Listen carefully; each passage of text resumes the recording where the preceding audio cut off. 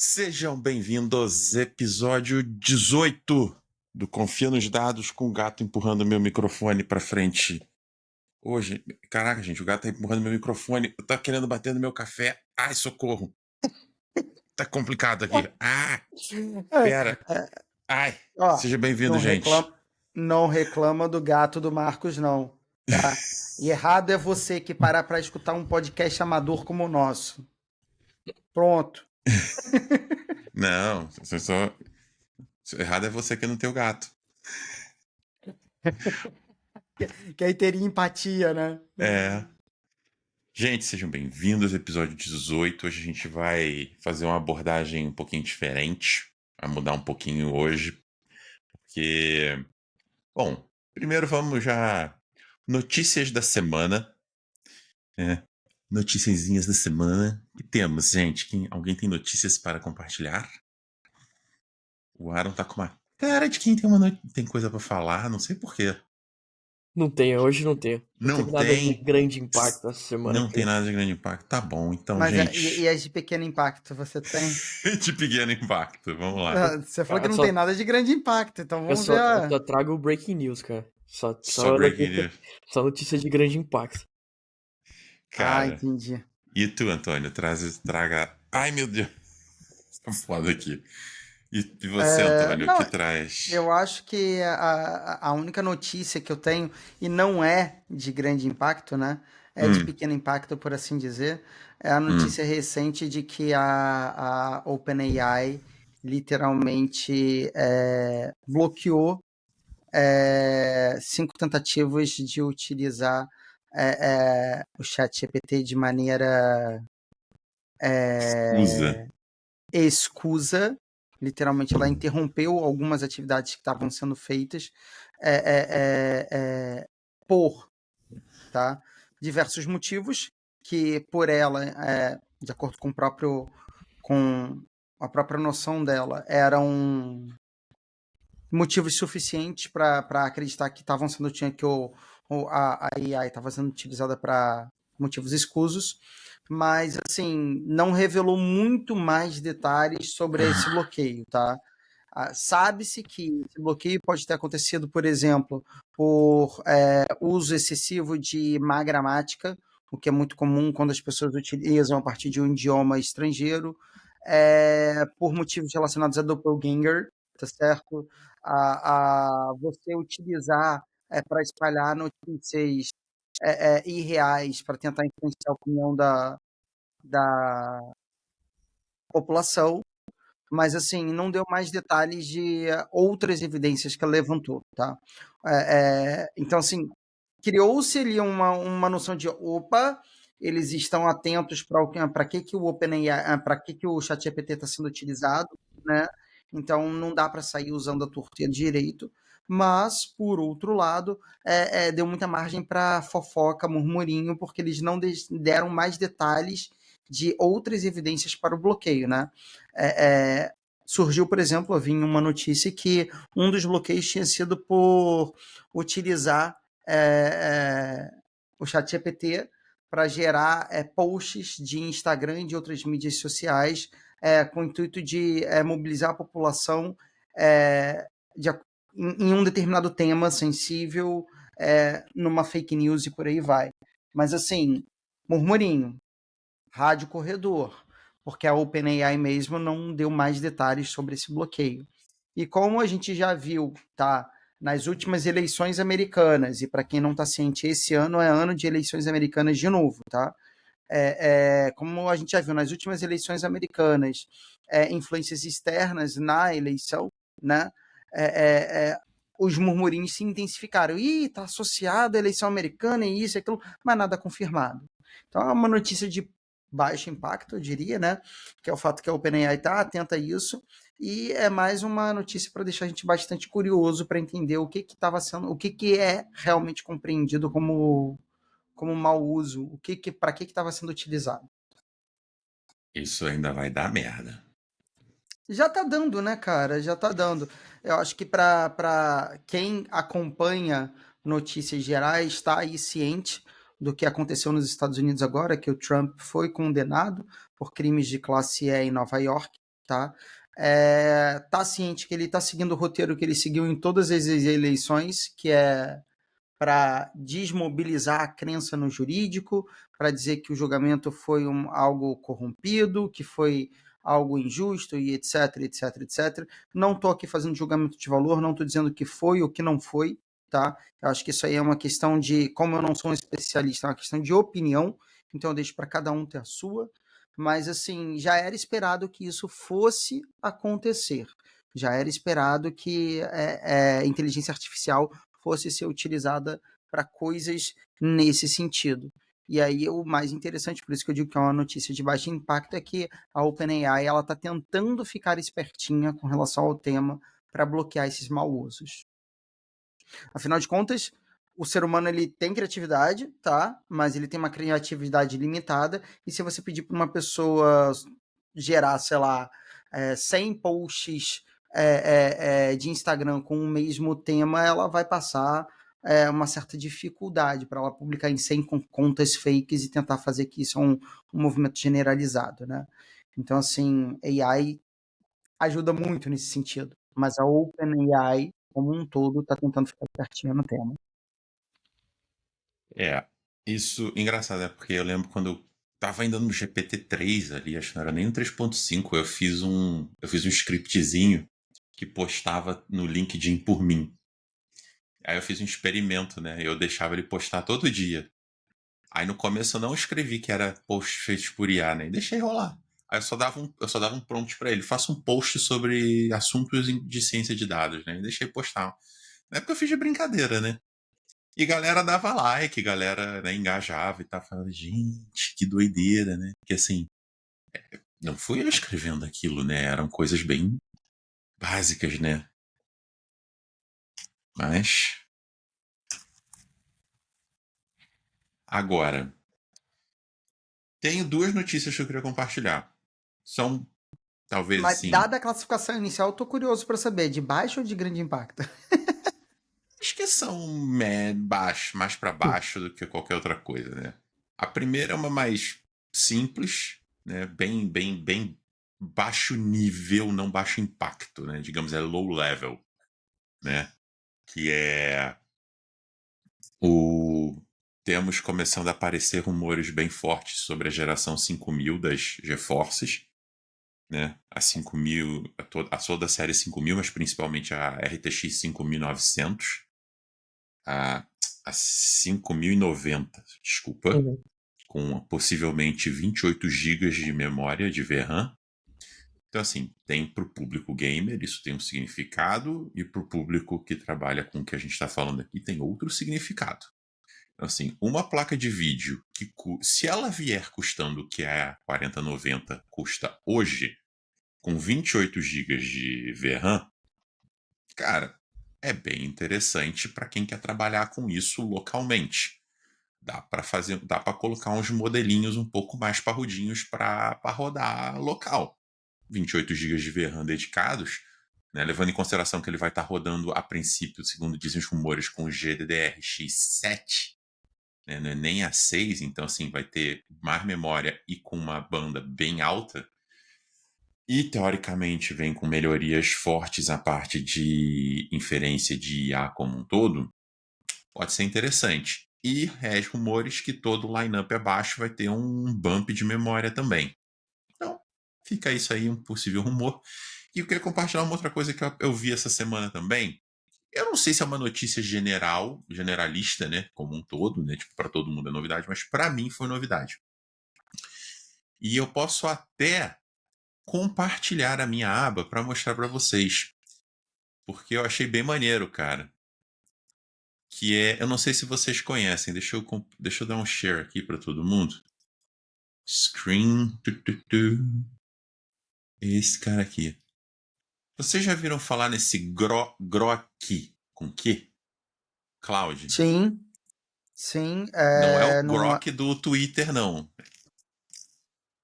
Não é aquele Grok do Twitter, aquela IA lá do Twitter, não. na É outra verdade, coisa. eu acho que esse Grok foi o Grok original, que depois teve o nome usurpado pelo Twitter e que eles têm um processo contra o Elon Musk.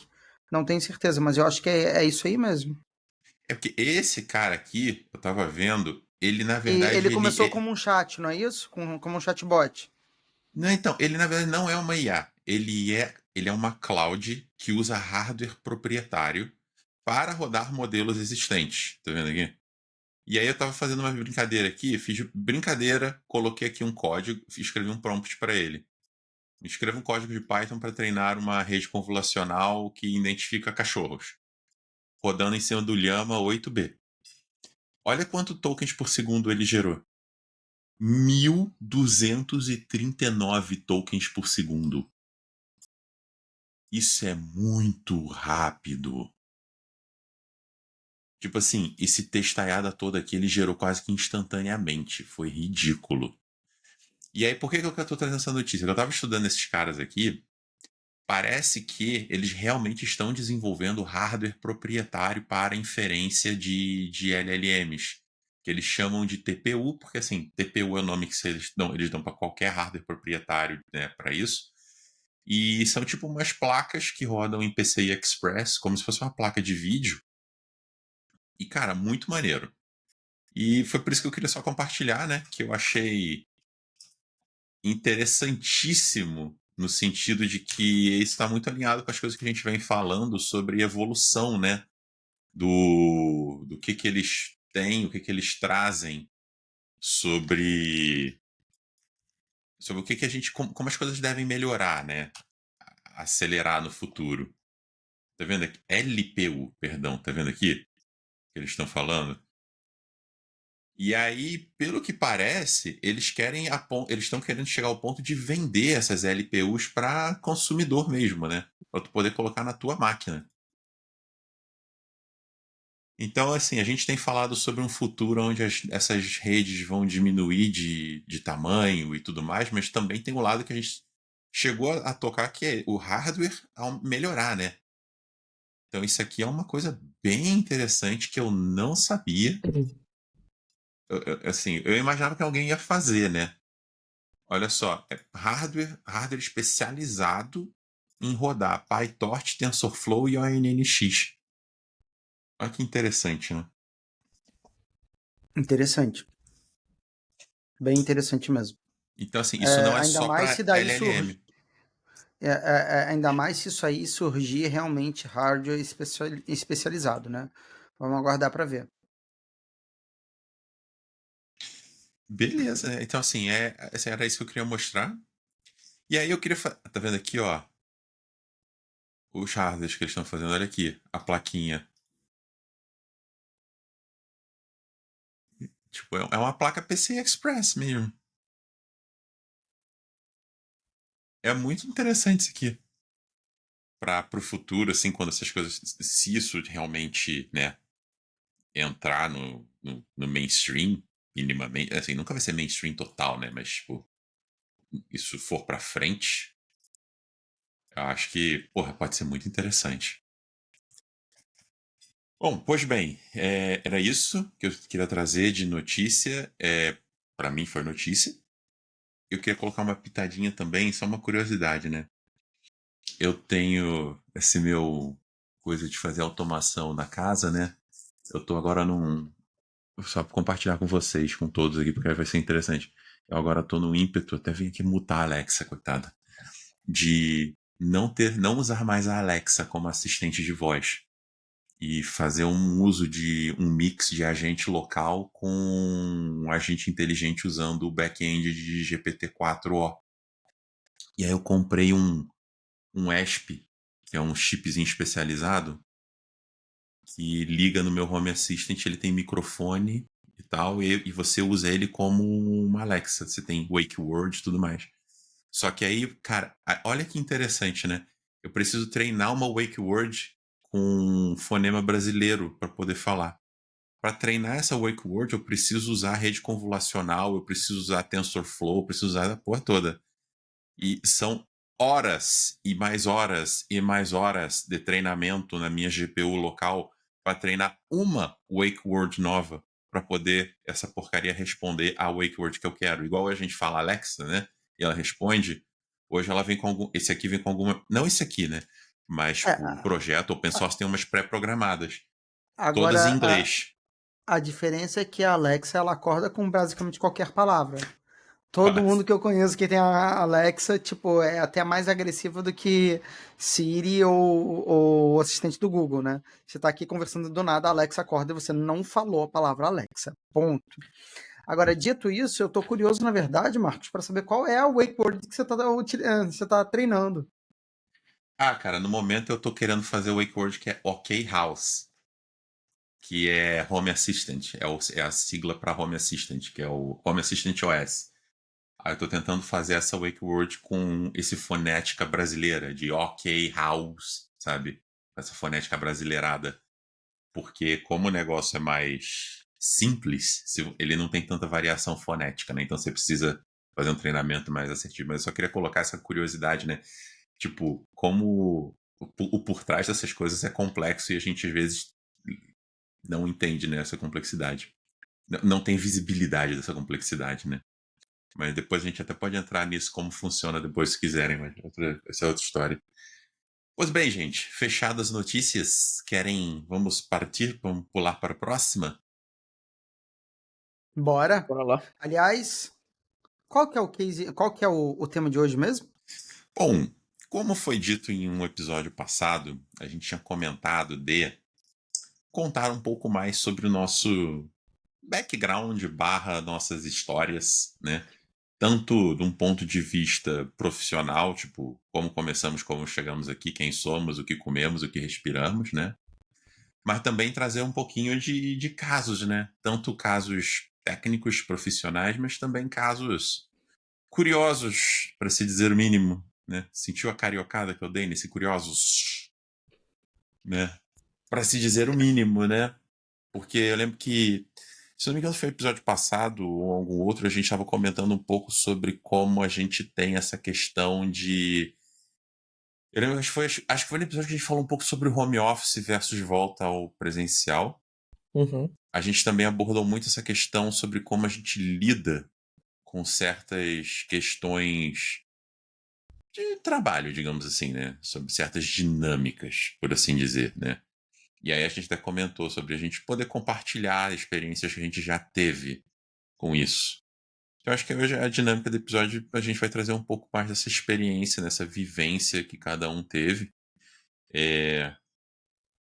Eu tenho alguns casos que eu vou contar, meus, tanto técnicos quanto não técnicos. Eu admito que eu vou focar menos no técnico, porque. Mas também técnico sempre tem umas coisas divertidas, né?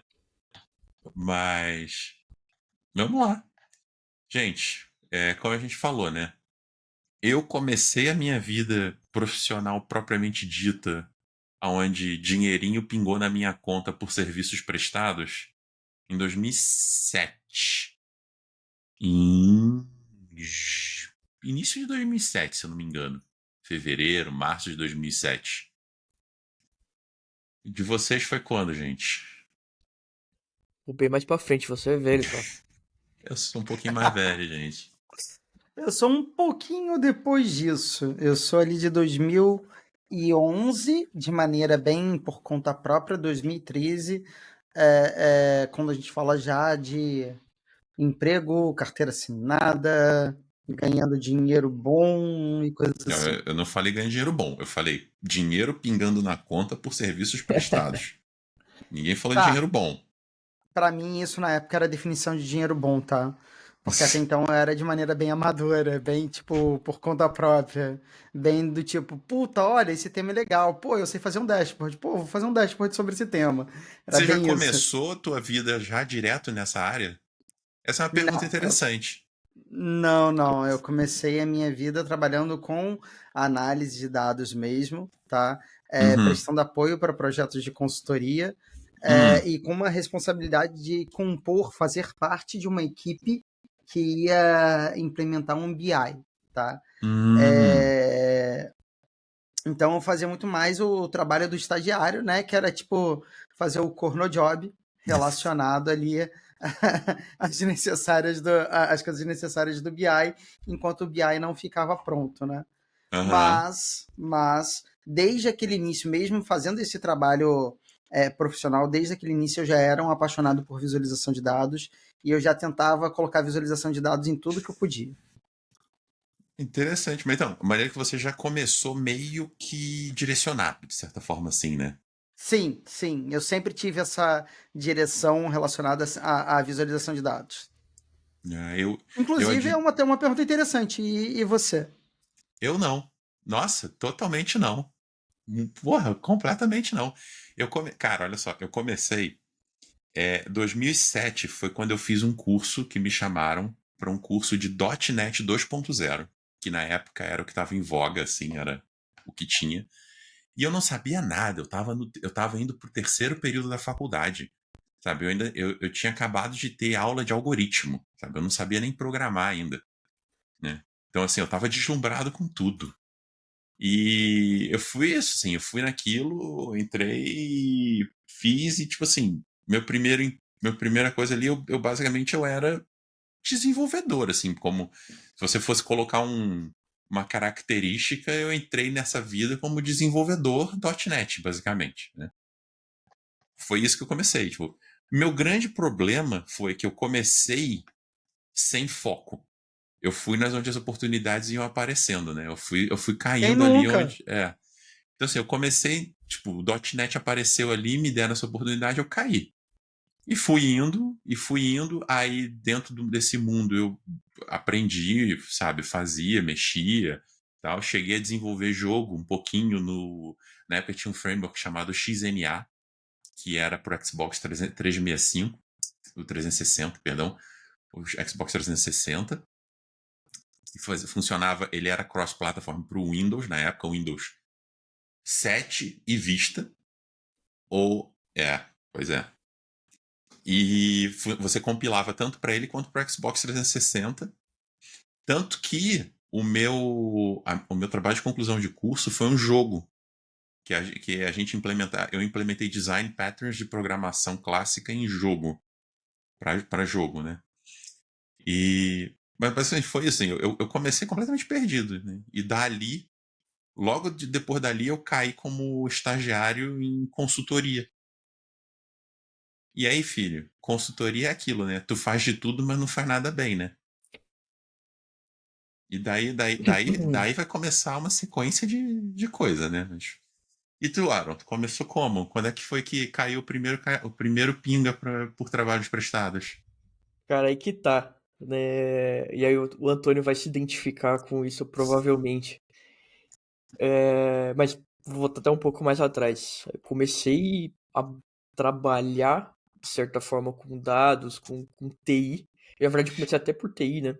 Uma software house de família aqui. Aprendendo desenvolvimento de software, lógica de programação, SQL, essas coisas lá em 2012. Eu sou bem mais novo, que o Marcos e o Antônio são velhos aí. Filho da puta, cara. Lá em 2012. Mas aí eu só fui voltar, de fato, a atuar mesmo, né?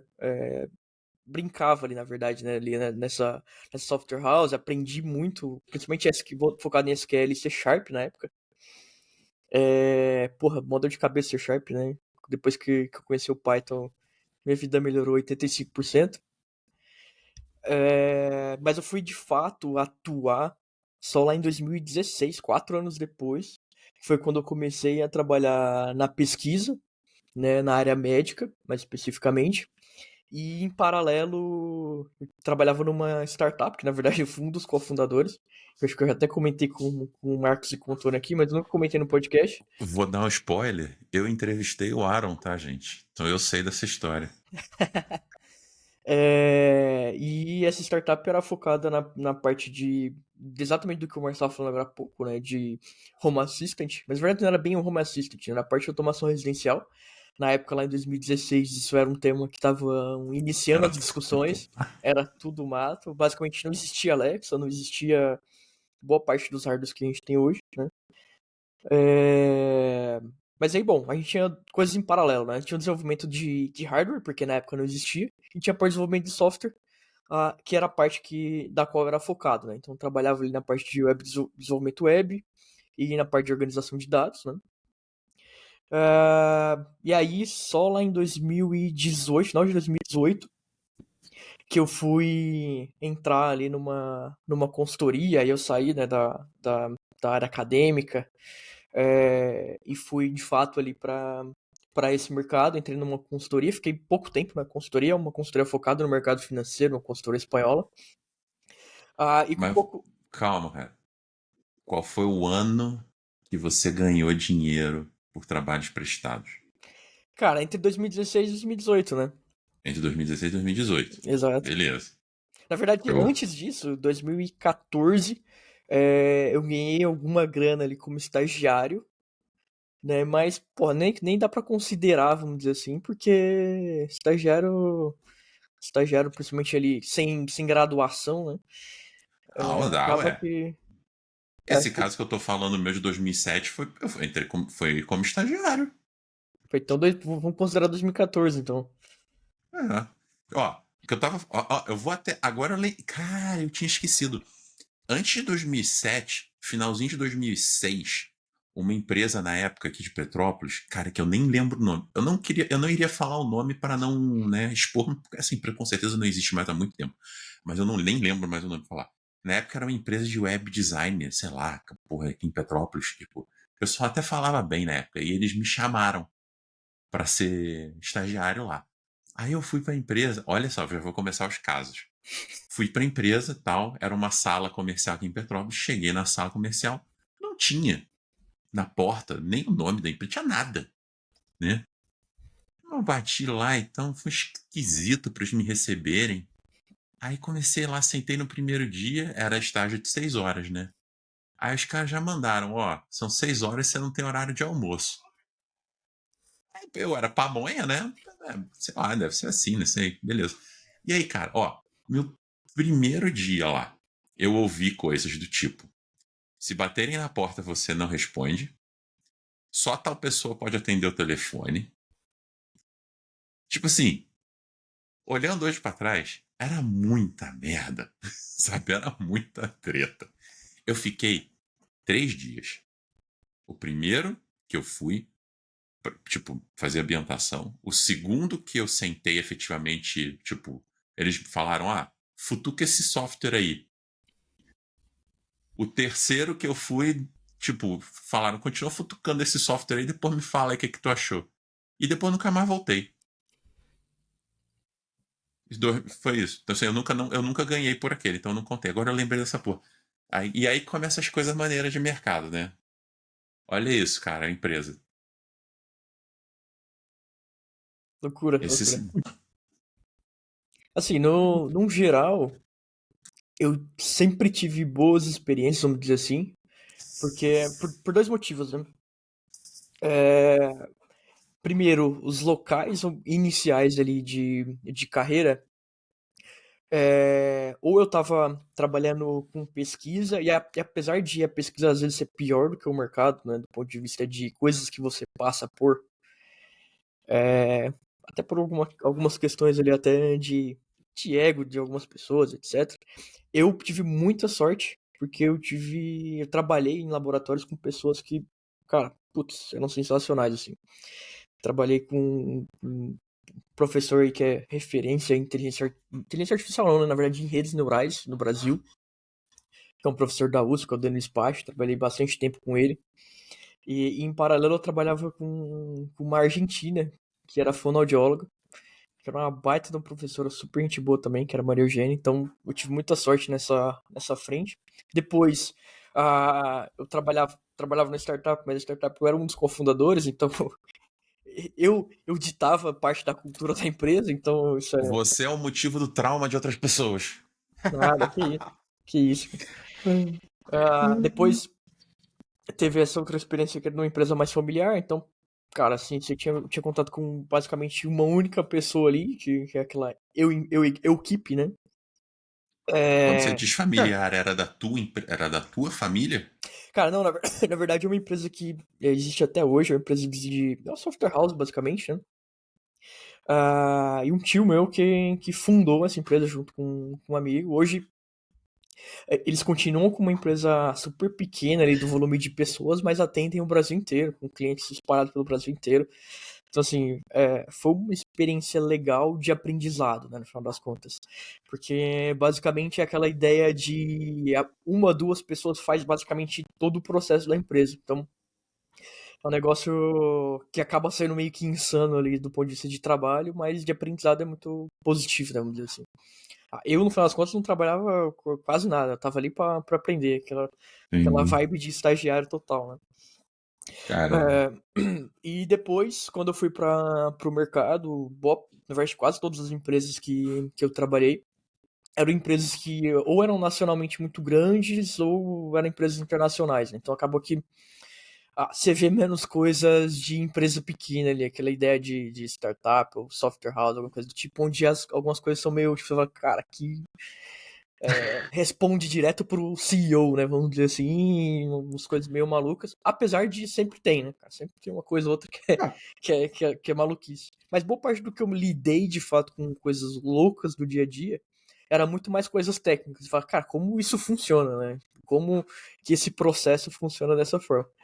E aí a gente, inclusive, tem algumas experiências engraçadas aí juntos, né? cara, e isso eu acho que é o que mais acontece. Uhum. As pessoas não percebem, mas muitos dos causos que surgem, eles têm um fundinho de verdade lá atrás, né?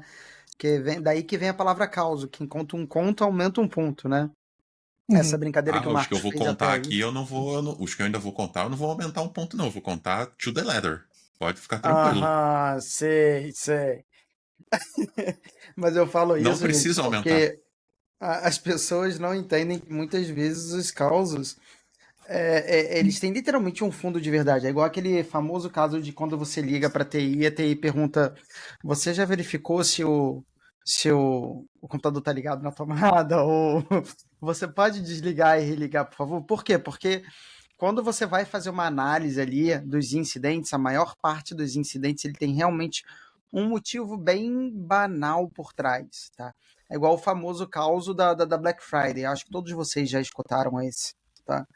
Ou quem já trabalhou com dados já escutou esse, que tipo, num dia de muitas vendas, hoje em dia se conta como Black Friday, mas quando esse caso surgiu nem Black Friday existia no Brasil, né?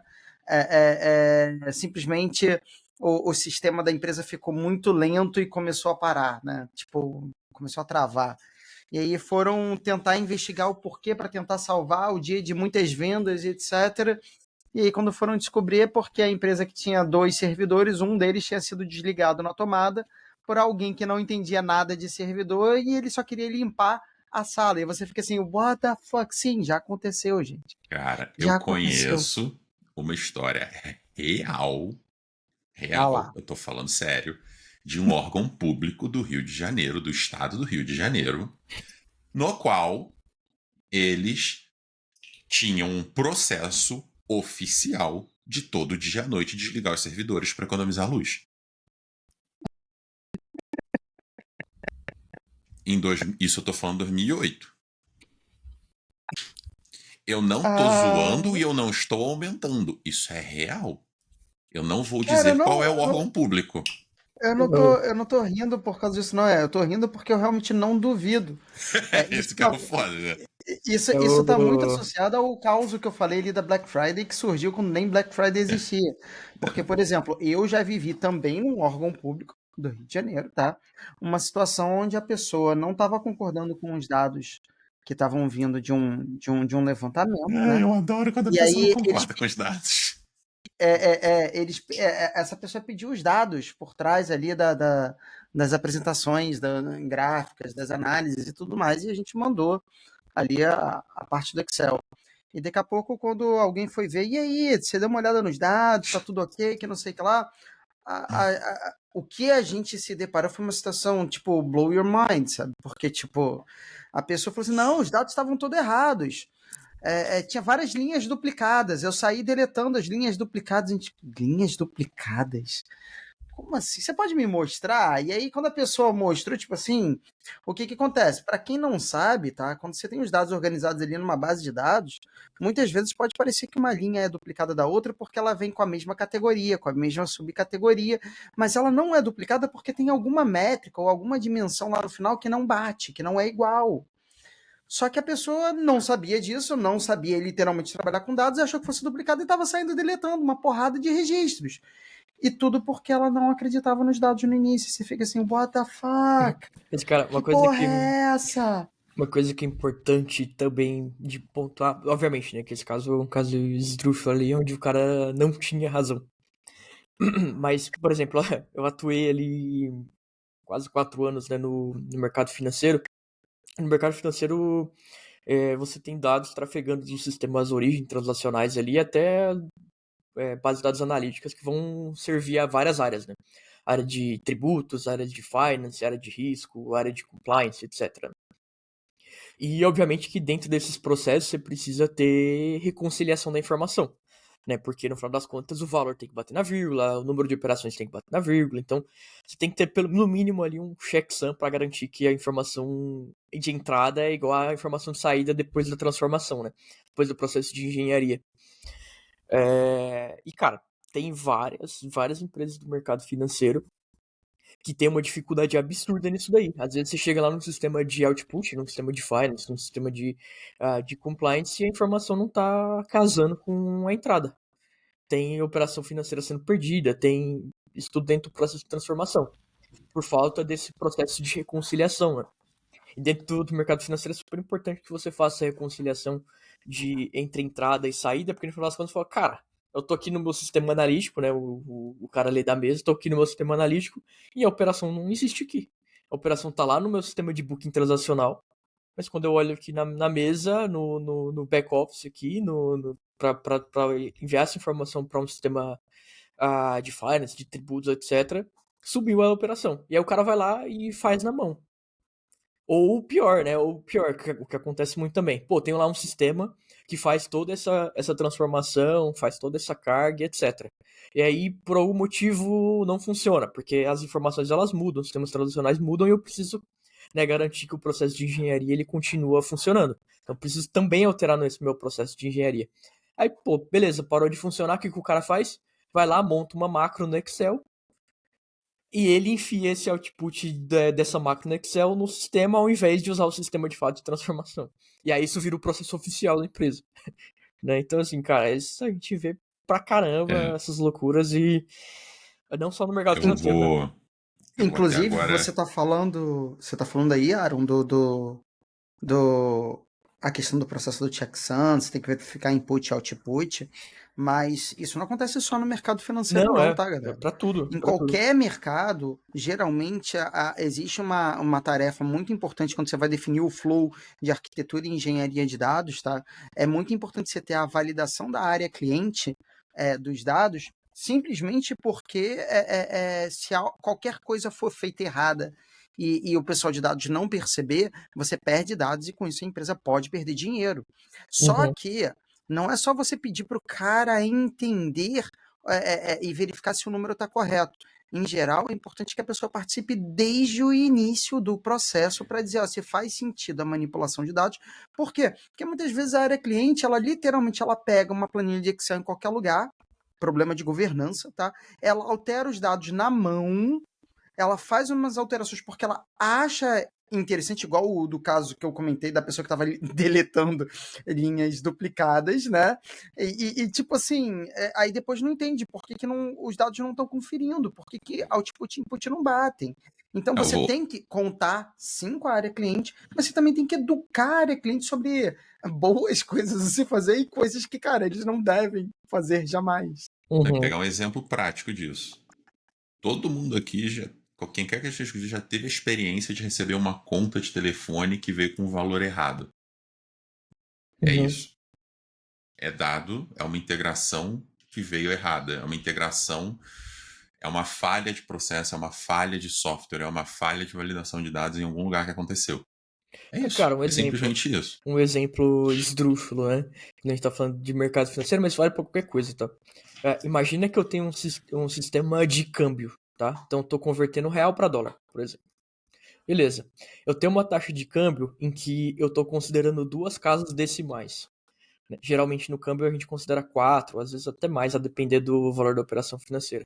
E aí o cara lá na mesa, ele opera com 4 casas decimais e o desenvolvedor vai falar, pô, pra que 4 casas decimal? Centavo é 2 casas só, não tem o 0,01 centavo, né? Eu tenho essa mesma dúvida. Eu não entendo porque caralho o pessoal usa 4 casas decimal se o dinheiro só vai até 2. Não, mas vamos lá, cara. Aí que tá a merda. Porque você tá falando de um dólar, né? Agora, quando você tá falando de 100 milhões de dólares, a quarta casa decimal importa. Porque aí eu tô falando de ainda alguns milhares de reais que eu tô perdendo nessa E operação. mais do que isso até, Aaron, não é só a questão do volume de dinheiro que se trata, tá, Marcos?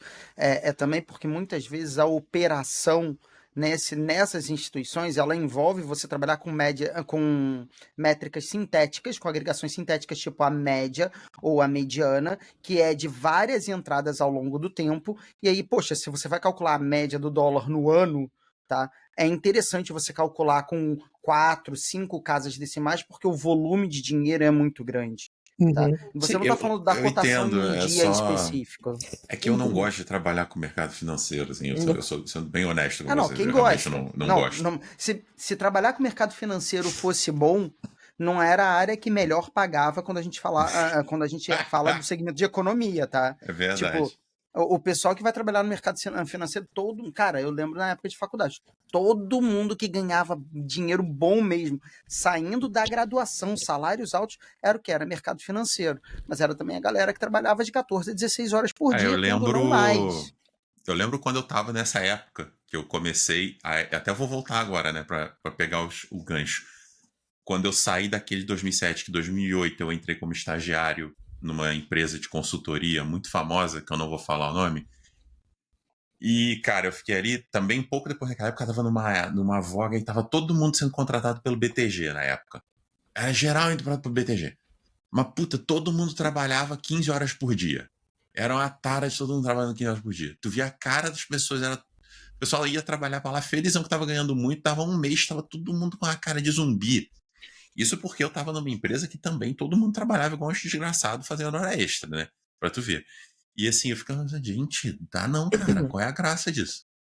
Mas eu queria só fazer agora um parênteses e vou voltar, porque o Aaron contou a vida dele. Nossa, a vida dele é muito conto de fada, Aaron. Tu não tem um caso ruim, não teve um caso de assédio moral, não teve nada, cara. Que Cara, delícia. então, não, Ele que enfim, fez o assédio moral, Marcos. É. não, que isso, I am. não. Eu sou assédio moral. Não, mas assim, é, cara, eu acho também que um pouco, porque quando eu entrei de fato nesse mercado, no mercado de fato, né? E aí, bom, isso poderia ter acontecido também na academia, porque é até mais comum, né? Na academia, mas eu soube escolher as pessoas certas, né, para trabalhar com. E depois no mercado tinha muito de postura, né? Porque apesar de, quando eu entrei no mercado, eu ainda não tinha experiência de mercado, eu já tinha uma experiência bem interessante de academia. É, você já Então, veio com uma bagagenzinha pra ajudar, né? com background, exato. E É. isso já também, obviamente, que você chega num lugar onde você já não se sente mais tão bobão, né, vamos dizer assim. Aquele estagiário que fica, tipo, o estagiário, o pleno que fica ali, júnior, né, que fica meio, tipo, perdido. Então, eu já entrei já com status de pleno no mercado, então nem passei por essa fase de estagiário e júnior. E a questão de postura também, né? Então, quando você tem uma postura diferente de um estagiário, de um júnior ali, as pessoas acabam respeitando um pouco mais, né? É, mas Bom, eu vou pôr um contraponto nisso que eu vou te dizer, cara, não é só isso, tá? Tipo, não, tem não, não é só locais. isso, não é só isso. Porque o que eu passei, por exemplo, ali nessa empresa, assim, eu vou te falar, eu entrei como estagiário e eu saí como analista ali em vias de virar consultor, que era o que era a escala de cargo da época, né? Uhum. Então, assim, eu lembro, eu entrei, na época eu morava em Petrópolis e eu estava fazendo esse estágio no Rio. Significava o quê? Eu tinha que pegar ônibus 5h40 da manhã para chegar no estágio quase 9, para sair do estágio às 4, para pegar um ônibus 4h40 para estar na faculdade 6 da tarde, para ter aula até 10h30 da noite, para chegar em casa 11 e pouca da noite, para dormir, para estar pegando o ônibus 6 da manhã. Era 6 da manhã que eu pegava o ônibus, para repetir esse ciclo. E aí, nessa empresa, os caras criavam uma neura na tua cabeça de carreira, carreira, carreira, carreira, carreira, carreira, carreira. Uhum. E eu nunca esqueço, assim, eu entrei no projeto e, assim, uma coisa curiosa, até fica esse ponto, né? A gente aqui hoje fala muito sobre dados, sobre você estar especializado no teu campo e tal. E eu comecei minha vida como consultoria. Eu entrei numa consultoria mesmo, mas, tipo, não é consultoria como a gente vê muita gente hoje falando, eu tô como consultoria, mas o cara tá como body shop. Não, eu tava como consultoria, como consultor mesmo, Uhum. né? O consultor original, tipo, que eles colocam lá no cliente cobrando os olhos da cara, né? Pra fazer o que era. E eu lembro que eu entrei num projeto, na época, que era numa telecom também, grande, que vocês vão saber bem qual é, fazendo um projeto, que na época era um projeto muito interessante conceitualmente, falando que eles estavam integrando 40 e cacetada sistemas diferentes. Para quê? Para ter, né, dados fidedignos do cliente. Por quê? Porque, caso vocês não saibam, as telecoms todas rodam em cima de sistemas legados que existem desde antes de eu nascer, muitas delas, né? Uhum. Então, Uhum. assim, nenhuma telecom hoje roda em cima de sistema atualizado. Roda tudo em cima de uma coxa de retalho que só vai colocando, plugando um em cima do outro. Então, Uhum. assim, hoje em dia, você fala, mas por que eles não jogam tudo no chão e faz de novo? Cara, porque, assim, já chegou num ponto que eu diria que é impossível Tem hoje em muita. dia. Não tem dinheiro no mundo que faz aquela merda ficar certa. Então, assim, é uma coxa de retalho só. Então, assim, na época era 2008, os caras estavam fazendo um projeto para unificar 45 sistemas diferentes. Isso era 2008, gente. Para conseguir ter uma visão unificada do que era o cliente. Foi um E eu, como processo também estagiário, de longuíssimo prazo, né, cara? Assim, se eu pensar num. Cada sistema desse, você demora ali 1, 2 anos para fazer uma migração para um sistema mais moderno e depois conseguir tratar dados dois dele. anos, você está sendo muito. Não, Você está sendo super eu digo otimista. para cada um desses sistemas. A gente tá falando de 40, 50, dependendo da empresa, tem até mais Tem de 100, né? sistema ali, filho, que você não migra. Sim, Não sim. migra. E também tem sistema que não compensa migrar. Eu É, vou dar um exato. exemplo, voltando para o exemplo de mercado financeiro, mas com certeza vale para telecom, que são empresas que dependem muito de aquisições de outras empresas. Às vezes você tem carteiras de uma empresa que você adquiriu há 20 anos, 30 anos atrás, que tem meia dúzia, 20 clientes. Você tem que manter, cara, é regulatório. Você não pode É. simplesmente ir lá e matar esses clientes, né? Assim, matar que eu E digo aí, de tirar, né, da base de dados. isso que você falou é interessante, tem a questão do regulatório, eu vou até falar disso. Mas só queria voltar pro caos, né? Eu entrando como estagiário bobão, eu lembro, você falou que você você pulou essa fase, né? Você Uhum. cortou um pouco do caminho. Eu lembro eu como estagiário bobão numa empresa grande, uma das primeiras lembranças que eu tenho de coisas assim que eu fiquei perdido foi o primeiro e os segundos dias assim, a hora de ir embora. Porque na época eu era estagiário, 6 horas, deu 4 horas. Tipo, ninguém chegou pra mim e falou, cara, vai embora, sabe? Ninguém falou, Marcos, vai embora. Ninguém tava olhando pra mim, ninguém pensou em mim. Eu tinha que só levantar e ir embora, né? E, cara, foi uma sensação muito esquisita na época eu realizar que eu tinha simplesmente que levantar e ir embora, né? E aí, e ali foi uma coisa muito bizarra, porque depois eu comecei a entender que eu entrei num projeto que estava em crise já, né? Aquele projeto já entrava em crise quando eu entrei. E os estagiários que estavam naquele projeto, eles estavam fazendo hora extra igual os filhos da puta quando eu entrei. Tava todo mundo fazendo hora extra igual os filhos da puta quando eu entrei. E eu entrei, e eu entrei fazendo minhas 6 horas, né? E ali, cara, eu vi umas coisas muito bizarras. Tipo, eu lembro. Tem até um amigo meu que se ele ouvir esse episódio, ele vai rir porque rir é o que ele pode. Porque ele tava comigo nesse projeto. Eu lembro que o gerente passou com um caderninho na mesa de cada um, só assim, sábado ou domingo? Sábado ou domingo? Ele só falava assim, sábado ou domingo? Que era pra escolher se você ia trabalhar no sábado ou no domingo, né? E, tipo, era nesse nível o negócio. Então, assim, esse era um dos casos, aí teve um caso, depois passou um tempo, né? Aí eu lembro uma vez, porque era assim, aí depois de um tempo passou o seguinte, eu tinha a seguinte situação. Os caras falavam pra mim, olha, você tem que se formar até dezembro do ano. Porque se você se formar até dezembro do ano, você é efetivado em janeiro, você fica elegível à promoção no mesmo ano que você tá. E aí, tipo, eu encadeava todo um negócio de plano de carreira. Aí eu falei, caralho, eu vou focar então em me formar. Formar é a prioridade. Beleza. E, cara, eu tava fudido na faculdade também. Aí beleza. Tipo, cara, dava 4 horas, filho, eu levantava e ia. Cara, eu era estagiário bunda. Eu tava fazendo teste. Eu tava fazendo teste de sistema. Eu não tava nem executando o teste, eu tava escrevendo o plano. Sabe? Eu pegava diagrama, escrevia o plano no Excel, sabe? Era basicamente isso que eu fazia. Aí, às vezes, eu que me inventava de tentar executar o teste e comecei a mexer com SQL aí, de fuçar no banco de dados para achar inconsistência. Foi ali que eu comecei a brincar com o banco de dados.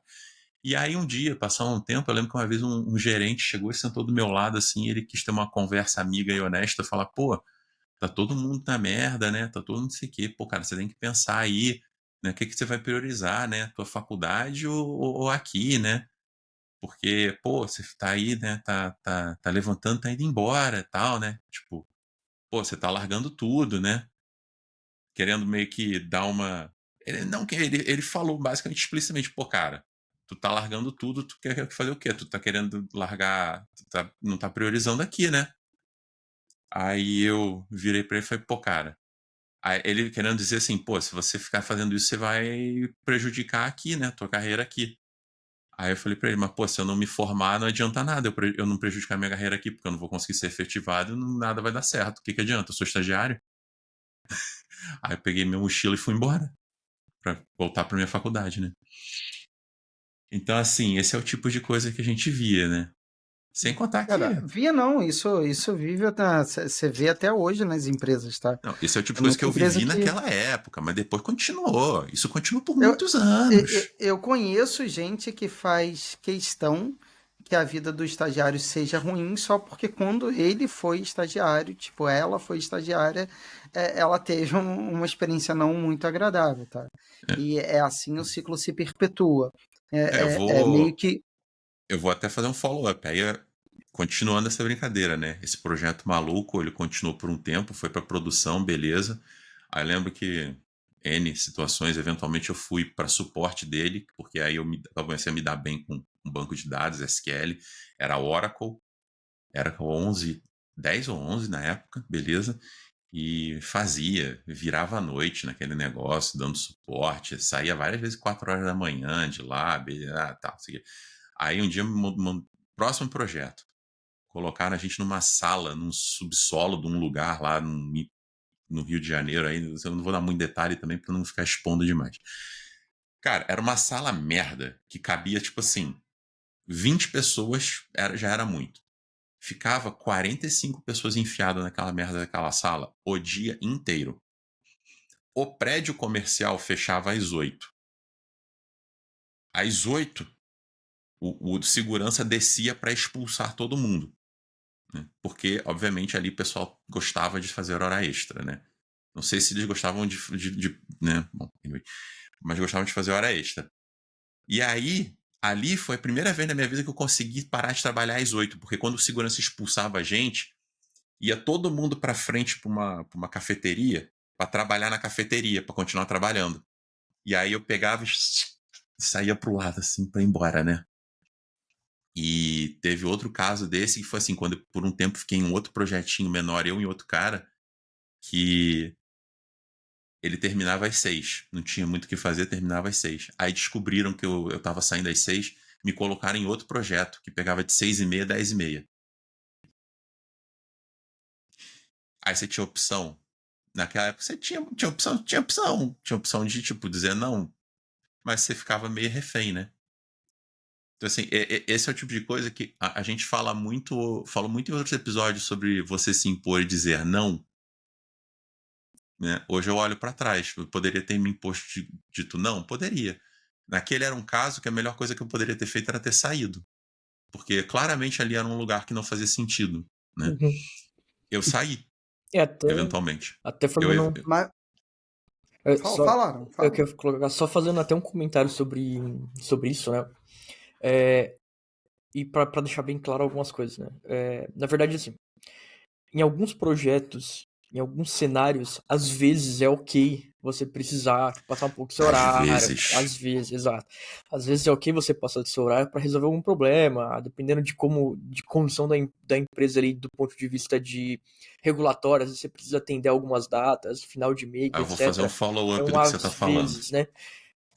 O ponto é, se isso acontece com frequência, e se isso acontece sempre ou todos os dias, o problema não tá na urgência das coisas, né? Tá no planejamento das atividades.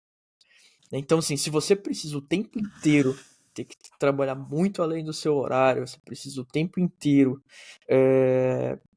tá nessa pressão de precisa entregar isso daqui agora, precisa entregar isso ontem, tipo, tá com prazo atrasado, o planejamento foi feito errado, né? O problema tá atrás e, cara, não se sinta responsável por isso, né? Eu vou te dar ainda um follow-up disso. Você, em geral, essa questão de fazer hora extra e trabalhar mais, em geral você vai saber quando você precisa. Uhum. Você vai sentir que deu ruim. Você Olha, vai saber. E eu vou só estar falando isso por quê? Porque a minha vivência foi: eu nunca naquela época, em momento algum, precisei. Sabe por quê? 80% do tempo que eu estava lá fazendo hora extra, eu não estava fazendo nada de útil. então, Eu estava lá meramente por. esse é um ponto interessante, tá? Porque o Aaron falou da questão de planejamento, mas às vezes também é uma questão de cultura do local. Também. Por Uhum. que que eu falo isso? Porque eu já escutei de funcionário o seguinte: antes um contexto, tá? Não vou falar de qual empresa, não vou falar de quando nem nada. Vou falar que estava lá na rotina do trabalho e eu escutei desse funcionário, que era um par meu, tá? É, ainda bem que a gente se garante quando precisa na produtividade, né? Contexto que ele falou isso. Os últimos 3 projetos, tipo, tinham sido entregues em cima do laço e tinham sido elogiados. Mas foram entregues em cima do laço do deadline, como? A custo de hora extra, a custo de trabalho, tipo, feito um corno, tipo, todo mundo liga o foco, tipo, o modo não perturbe e trabalha bem. Mas por que que tinha feito isso? Porque no dia a dia do trabalho, quando deveria estar trabalhando tranquilamente, descia para tomar um café de meia hora que virava 3, uma hora de almoço virava 2, porque estava ali batendo um papo, entendendo sobre a empresa, entendendo sobre o cliente e não estava efetivamente trabalhando. Então, sim, eu acho que o planejamento impacta, mas a cultura na empresa, que é uma coisa que passa de um funcionário para outro, também impacta, tá? Uhum. E aí eu falo isso porque hoje eu vejo o seguinte: quando as pessoas descobrem que eu trabalho para uma consultoria que tem clientes americanos, me perguntam o que que muda de um cliente brasileiro para um cliente americano. É óbvio que do lado profissional o seu ganho, a sua remuneração aumenta, né? Mas no dia a dia de trabalho, a mudança mais perceptível que você vai ter é literalmente a questão da cultura, tá? O americano não aceita que você faça hora extra. Não aceita. Quando você tem que fazer hora extra, você tem que solicitar a ele o direito de fazer hora extra e você tem que justificar. E se não for muito bem justificado com base nas suas atividades diárias, tá? E com base nas necessidades para entregar dentro do prazo o projeto, a hora extra não é aceita. Eles não te dão o direito de fazer hora extra. E aí, Eu se você tenho. fizer, você vai fazer por conta própria sem ganhar por aquilo ali. Aqui no Brasil, o que eu percebo é que muitas vezes, tá, por questão de cultura e de planejamento, a hora extra, muitas vezes hora extra não remunerada, ela já é considerada como algo de praxe. Já Eu é posso te dar só um o patrão parêntese. já o patrão já espera que você faça hora extra. E nos Estados Unidos não. Eu Diga. vou só te dar um parêntese com isso. Isso tudo que eu tô te contando, as horas extras eram pagas, tá? Pior ainda, as Mas horas extras eram pagas para você não fazer nada. Vou ser bem sincero.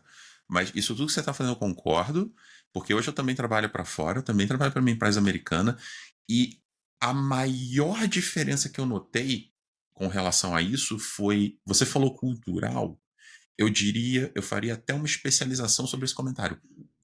Produtividade.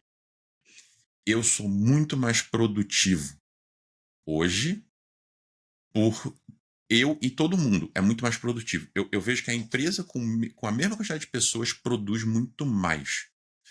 Ah, Marcos, por quê? Cara, cultura, planejamento, gestão, burocracias, é tudo muito mais voltado a te permitir produzir, sabe? A te permitir fazer a entrega. Eles querem valor, sabe? Eles querem o bottom line. Versus as minhas experiências aqui, especialmente essa que eu tô contando para vocês, cara, a minha experiência foi lá, o pessoal brincava de parecer que estava trabalhando. E assim, por quê? Porque era reunião atrás de reunião, era PPT atrás de PPT, era Excel atrás de Excel, era não sei o que atrás de não sei o que. Agora, o pessoal produzia? Não. Diga-se Era até hora de extra passagem, pra. Era hora extra esse pra é um. caralho, era hora extra pra caralho. Mas sabe por que era hora extra Esse, pra caralho? Porque é isso que você falou. O pessoal ia almoçar, e eu ia com eles, eu era estagiário. Eu ia almoçar porque eles me chamavam pra almoçar. Aí, tipo, você descia pra almoçar meio-dia, voltava pro trabalho às 2h30. Mais do que isso até, Marcos. Tipo, eu acho que você tocou um ponto interessante, porque não são só as horas do cafezinho e do almoço que são estendidas, não. É no momento que o cara tá na mesa trabalhando, ele realmente não tá na mesa trabalhando. Você quer ver um exemplo? Você tá um perfeito exemplo a partir da sua fala. É reunião atrás de reunião, é PPT atrás de PPT.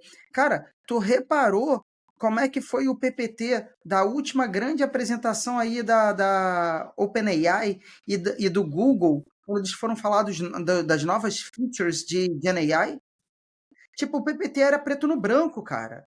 Nada tipo enfeitadinho, nada bonitinho. Era tipo, ó, fundão branco, letra Arial, preta, gigante, 3 bullet points por slide, e ó, passou, falou o ponto, explicou o ponto, seguiu pro próximo. Pronto, acabou. Nada enfeitado, nada bonito. Na, É tipo assim, na, ou vou contar um data story aqui, um case nada disso, cara, nada disso.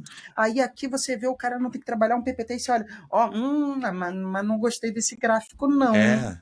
Não, e sabe? você sabe Aqui você tem o. muita fatia nessa pizza. Ah, Ó, não mas gostei aí desse gráfico não. Você fez linha, eu prefiro eu vou coluna. falar Não, e o Hum, PPT é um documento, né? O PPT não é uma apresentação. O PPT por si só é um documento com 30 quilos de texto, né? E eu vou te colocar um ponto interessante, uma coisa legal. Hoje em dia no meu trabalho, você sabe quem é o cara que mais faz apresentação? Quem é o cargo que eu mais vejo gastando tempo fazendo, que não é nem PPT, porque a gente não usa Microsoft, a gente usa Google, que mais faz sheets, é o meu VP. Ele é o cara que mais faz PPT. Tipo, eles só me pedem para fazer PPT quando é algo muito técnico e especializado do que eu tô trabalhando. E tipo assim, ele pede direcionadaço. Ele, Marcos, faz um negócio aqui mostrando isso que você tá fazendo. E ele fala, eu preciso desse número. E eu vou lá e ponho o número. E tipo, eles nunca viraram para mim e falaram, eu não gostei da cor do gráfico. Eu não gostei. Ele fala, cara, eu quero o número. Eu vou lá e ponho o número. Cor do gráfico, não sei o quê, foda-se, depois alguém ajeita, sabe? O quantidade de vezes, vocês dois aqui viveram isso, que a gente perdeu horas de reunião porque o pessoal criticava a fonte, a cor, o tamanho, a forma como a frase estava escrito, eu não sei o quê, sabe? A gente gasta muito tempo por inutilidade. E aí, só antes de passar a palavra, Aaron, eu quero Uhum. chamar a atenção de uma coisa. Eu sou especialista em visualização de dados. Muito do meu trabalho passa por design e eu não estou aqui afirmando que design não é importante. Eu estou dizendo que tudo tem o seu momento. Por exemplo, tu vai fazer um dashboard, que é uma coisa com um ciclo de vida mais longo, que vai se perpetuar durante um tempinho na empresa e que as pessoas precisam ter ali, ó, bater o olho no dashboard, ver as coisas que são importantes, as coisas que estão alarmando e as coisas que não. Puta, ali é a hora de você se dedicar no design. Ali é a hora de você pensar, puta, eu vou fazer um dashboard com 10 cores, ou vou fazer um dashboard com 2 cores para ter bastante contraste no que importa. Essa é a hora de você se preocupar com o design. Essa é a hora de você se preocupar se você está utilizando a tipografia correta ou não. Tá? Porque isso vai se perpetuar e vai economizar tempo de analista, muito tempo de analista lá no futuro. Não é quando você vai fazer um PPT, não é quando você vai fazer um mero cara confere numa apresentação que pode se repetir 3 vezes no máximo, para apresentar um número para uma tomada de decisão. Nesses casos, que você tipo, é um produto que vai ser utilizado uma única vez numa apresentação, é aí que design não importa tanto. O que importa é como você vai fazer a história, como você vai contar a história. E isso aí, quem tem que pensar é quem vai apresentar, não é o analista. Você não tem que terceirizar para o estagiário fazer a apresentação.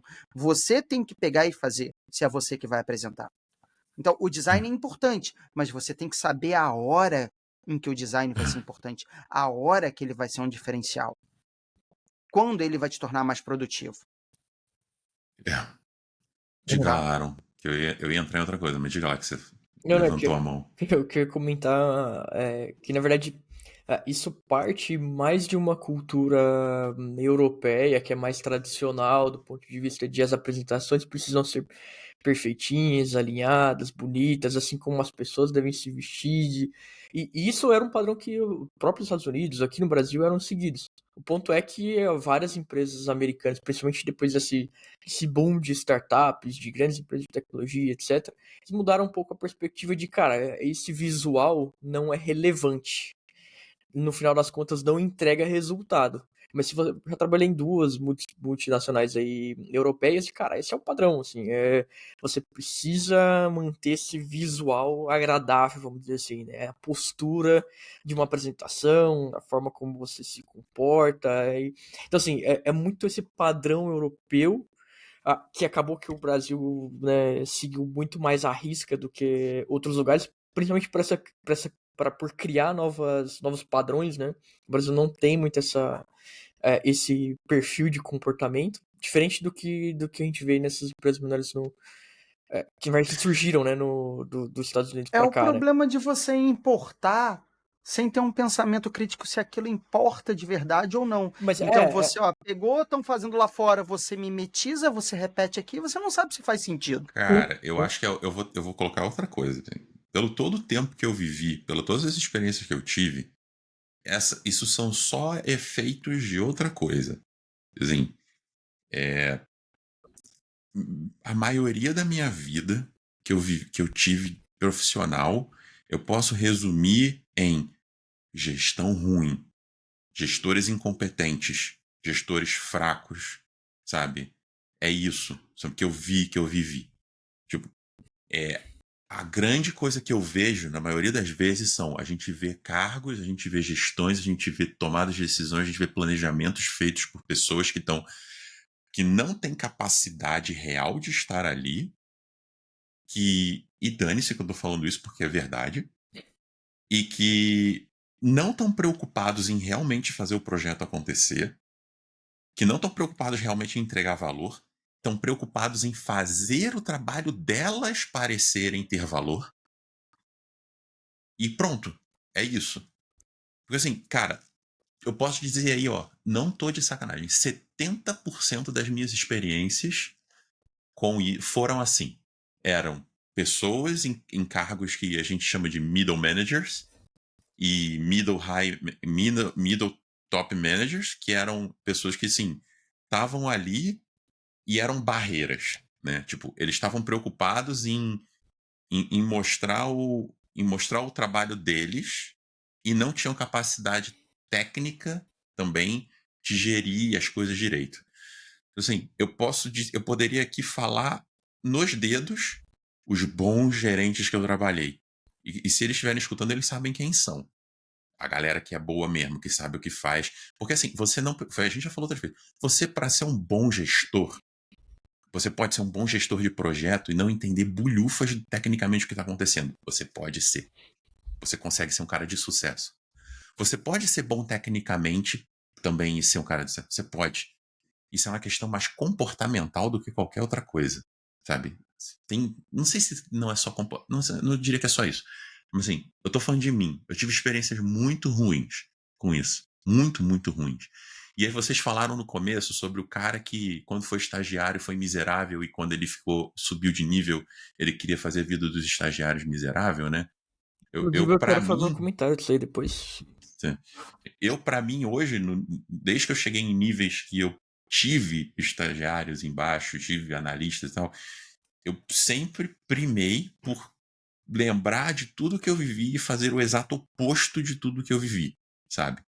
Tipo, cara, porra, vejo que o cara tá lá, deu 6 horas, o cara tá sentado ainda, deu 6 horas, eu falei, cara, por que você tá aí? Ele, não, tô fazendo. Vai embora, desgraça. Vai embora, vaza, sabe? Aí eu falei, não fica, sabe? Eu já mais de uma vez tive conversa com o estagiário, com o júnior e tal, falei, por que você tá trabalhando ainda? Ele, não, porque eu quero só fechar o negócio. Eu, não faz isso. Porque se você fizer isso, você vai estar dando um reporte que a tarefa tá para ser feita nesse tempo. Depois você vai se ferrar. Porque depois você vai criar um benchmark que essa tarefa dá para fazer nesse X tempo. Só que você fez hora extra para fazer e você não falou para ninguém. Você vai se ferrar, não faz isso. Tá? Assim, eu N vezes já tive essas conversas. Coisa que, na minha época, as conversas que eu tinha eram o contrário, sabe? Eu N vezes tive conversinhas e piadinhas e etc e tal, de pessoas falando que eu tinha que ficar, sabe? 8 horas da noite você levantava para ir embora, o pessoal ficava olhando para você de cara torta, fazia aquela piadinha do tá desmotivado, não sei o quê, sabe? Quando você tem um grupinho de amigos chegado e às 6 horas da tarde o pessoal faz essa piadinha, tem que ser galera muito chegada para essa piadinha bater bem, né? Mas quando era naquela situação, a piadinha era muito merda, sabe? Então, assim, esse é o tipo de coisa que hoje, como eu vejo isso, porque como a gente está falando aqui de contar casos e como as coisas funcionam, assim, pelo menos hoje em dia mudou-se muito o conceito do que a gente entende como. é, Ai, cara, qual foi o nome que a gente falou? De assédio moral, né? Pelo menos hoje em dia até tem essa palavra, porque na minha época não tinha. Mas diga lá, Aaron. Eu queria fazer o comentário da questão dos estagiários e níveis de júnior, né, vamos dizer assim. Até plenos iniciais, né? Cara, eu particularmente já tenho trabalhado nos últimos anos aí com bastante estagiários, júniores, etc. E, num geral, eu tenho preferido trabalhar com essas pessoas por alguns motivos, né? O primeiro deles é a questão de fato de querer fazer as coisas, de fato sentir vontade de fazer uma coisa nova, uma coisa diferente, depois de querer aprender coisas novas, porque a gente vive num mundo hoje em que as coisas evoluem muito rápido, então coisas novas surgem o tempo inteiro. E se eu não quero aprender uma coisa nova, às vezes só atrapalha a depender da área onde você trabalha, principalmente quando a gente está falando de dados, né? Então, se eu tenho aquela pessoa engessada naquela tecnologia de 2005, 2004, né, às vezes até de 2010, isso pode atrapalhar, né? E depois, até pela questão ali de compartilhar, né? Porque quando você tem um time mais júnior, o cara se sente à vontade em levar para os outros júniors ou para os outros planos, etc. Uma coisa nova que ele descobriu, uma coisa nova que ele acabou de fazer, em explicar como isso funciona, compartilhar esse conhecimento. Então, é um time que ele é muito mais. As coisas rodam muito melhor, né? E em relação a essa questão, né, de, pô, vamos dizer, ele está sofrendo, né, um assédio moral por uma pessoa mais senior. Inclusive, recentemente, em algumas oportunidades que eu tive, aconteceram coisas dessa natureza com alguns juniors. Eu sempre comentei, cara, primeiro, né, se impõe do ponto de vista de isso não é legal para aquela pessoa, e todos os júniors e estagiários, etc., que eu tenho mentorado, foi, cara, a primeira pessoa que você pode comentar sobre isso é comigo, porque eu vou fazer o inferno na vida do cara para que ele sofra as consequências desse tipo de comportamento. Porque, cara, não é aceitável, entendeu? Não é aceitável, principalmente que o papel que esse cara deveria estar desempenhando é exatamente o oposto. De estar instruindo aquele cara para ajudar no trabalho, né? O estagiário, ele tá ali não é para ser bobo, né? Não é pra ficar ali de um lado. Não é pra ser saco de pancada, né, cara? É para ele aprender e te ajudar no seu trabalho. Entendeu? Mas olha o lado positivo, é que hoje a gente tem pessoas nessa posição, veja você, veja o Antônio, eu, que a gente está querendo promover essa mentalidade, né? Porque, de novo, eu vou voltar ao exemplo de quando eu estava ali estagiário júnior, analista júnior e tal, cara, não tinha para onde correr. Todo mundo era essa cabeça tóxica. Uhum. Se eu reclamasse, eu ainda era zoado. Tipo, uma vez eu cheguei com o meu. Eu fui mesário. Cheguei com aquele papelzinho que eu ganhava 2 dias Uhum. de descanso. Aí eu cheguei pro gerente e falei. Aí o gerente olhou pra mim e falou: Ele olhou para mim e falou: "E o que que você acha que é o certo de fazer com isso?" Aí eu: "Ué, mas eu tenho os 2 dias para tirar ele. Eu vou deixar você pensar isso de novo." Gente, vocês acham que isso hoje em dia é o quê?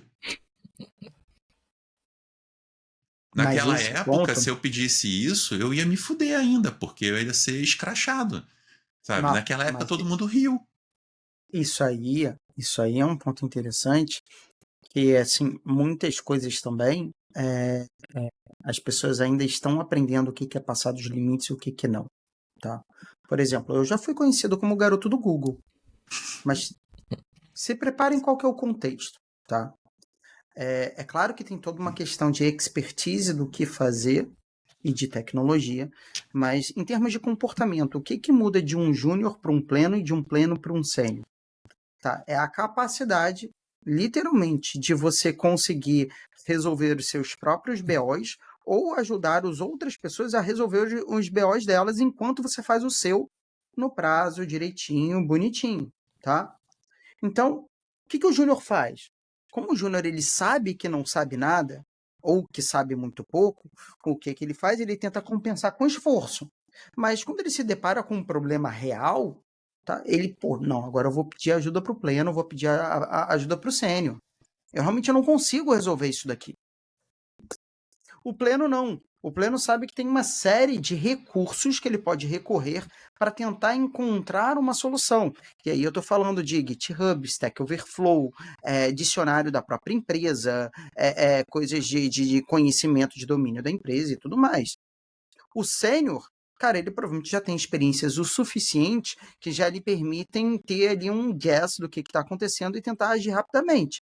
Mas muitas vezes o pleno, ao recorrer a esses outras alternativas do que simplesmente pedir ajuda de um cara mais sênior que ele vai para um GitHub, para um Stack Overflow, para um Google da vida. Ele vai pesquisar ali na comunidade soluções. E por causa disso eu era chamado de o garoto do Google. O garoto do Google. Por quê? Porque eu pesquiso tudo para eu tentar encontrar a solução. Mas Mal sabe a naquela pessoa época, que isso é o melhor skill que você pode ter, né? naquela época, é você pesquisar e você saber o que pesquisar, né? Mas naquela época, tipo, tava ok fazer esse tipo de assédio moral. Porque, assim, vamos dar nomes aos bois. Eu tava sofrendo um assédio moral. Porque tava desvalorizando o meu esforço para resolver os meus próprios problemas sem ficar torrando a produtividade dos outros pedindo ajuda, tá?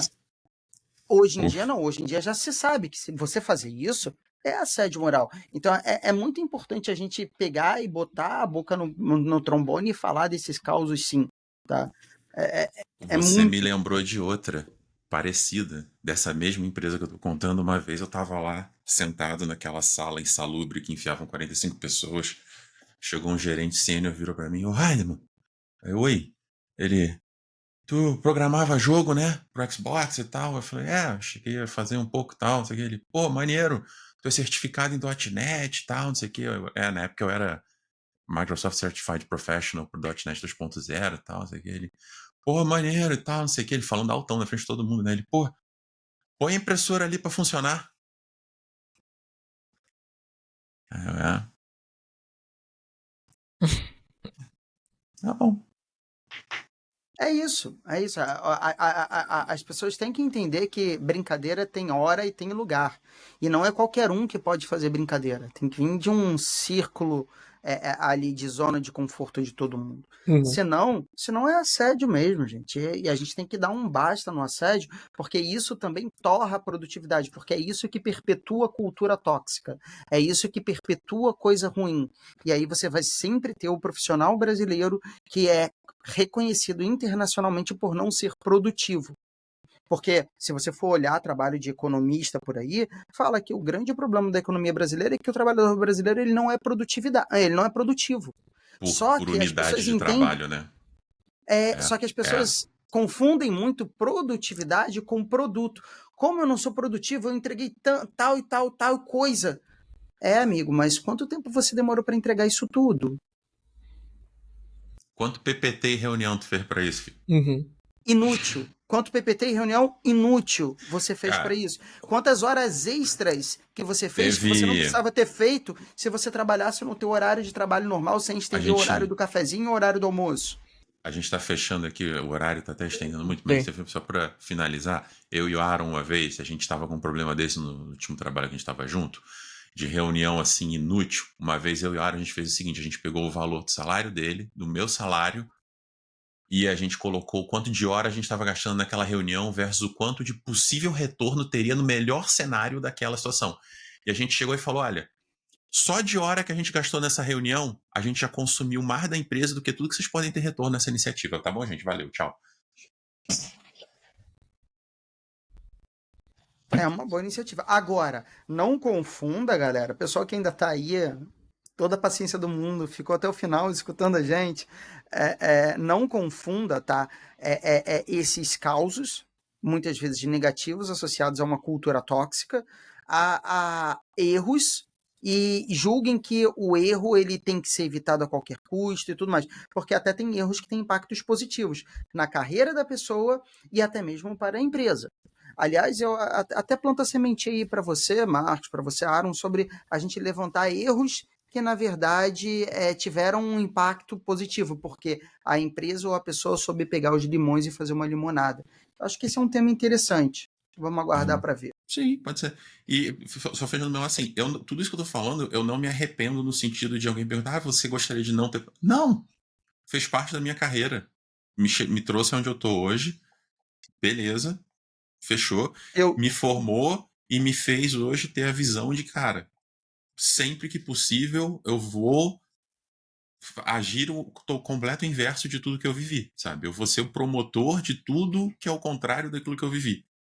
Se eu sou quem eu sou hoje, é por causa da minha história, é por causa do meu passado. Mas isso não significa que eu não possa ser melhor e ajudar a implementar uma cultura melhor.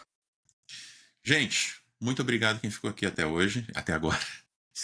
E Até hoje, tipo, não venham mais ao canal, mentira, venham sim. não, e até hoje também, né? Quem chegou até o episódio 18 também. Obrigado, amor. E um abraço, galera. Valeu. Valeu, Até o gente. episódio 19.